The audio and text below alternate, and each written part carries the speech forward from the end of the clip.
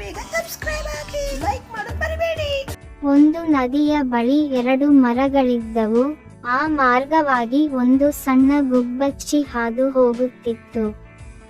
ಗುಬ್ಬಿ ಮೊದಲ ಮರವನ್ನು ಕೇಳಿತು. ಪ್ರಿಯ ಮರವೇ, ಇಂದು ಭಾರೀ ಮಳೆಯಾಗಲಿದೆ, ಆದ್ದರಿಂದ ನಾನು ಮತ್ತು ನನ್ನ ಮರಿಗಳಿಗೆ ನಿಮ್ಮ ಕೊಂಬೆಗಳ ಮೇಲೆ ಗೂಡು ಮಾಡಬಹುದೇ? ಮೊದಲನೆಯ ಮರ ಗುಬ್ಬಚ್ಚಿಗೆ ಜಾಗ ಕೊಡಲಿಲ್ಲ. ಗುಬ್ಬಚ್ಚಿ ಮುಂದಕ್ಕೆ ಹೋಗಿ ಇನ್ನೊಂದು ಮರಕ್ಕೆ ಹೋಗಿ ಅದೇ ಪ್ರಶ್ನೆಯನ್ನು ಕೇಳಿತು. ಎರಡನೇ ಮರ ಒಪ್ಪಿಕೊಂಡಿತ್ತು ಮತ್ತು ಗುಬ್ಬಚ್ಚಿಗೆ ಅದರ ಕೊಂಬೆಗಳ ಮೇಲೆ ಗೂಡು ಮಾಡಲು ಅವಕಾಶ ಮಾಡಿಕೊಟ್ಟಿತು. ಮಾರನೇ ದಿನ ಭಾರೀ ಮಳೆಯಾಗುತ್ತಿತ್ತು. ಮೊದಲ ಮರವು ಬೇರು ಸಮೇತ ಮುರಿದು ಮಳೆಯೊಂದಿಗೆ ಕೆಳಗೆ ಬಿದ್ದಿತು.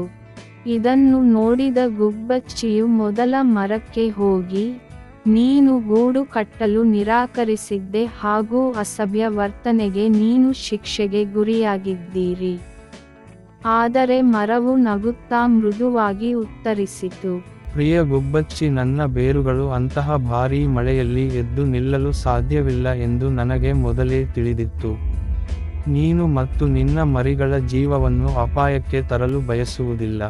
ಕ್ಷಮಿಸಿ, ನನ್ನ ಕೊಂಬೆಗಳ ಮೇಲೆ ಗೂಡು ಕಟ್ಟಲು ನಾನು ನಿಮಗೆ ಅವಕಾಶ ನೀಡಲಿಲ್ಲ. ಗುಬ್ಬಚ್ಚಿಯು ಆ ಮರದ ಬಗ್ಗೆ ಕನಿಕರಪಟ್ಟಿತು. ಮುಂದಿನಿಂದ ನೋಡಿ ಯಾರನ್ನು ನಿರ್ಣಯಿಸಬೇಡಿ.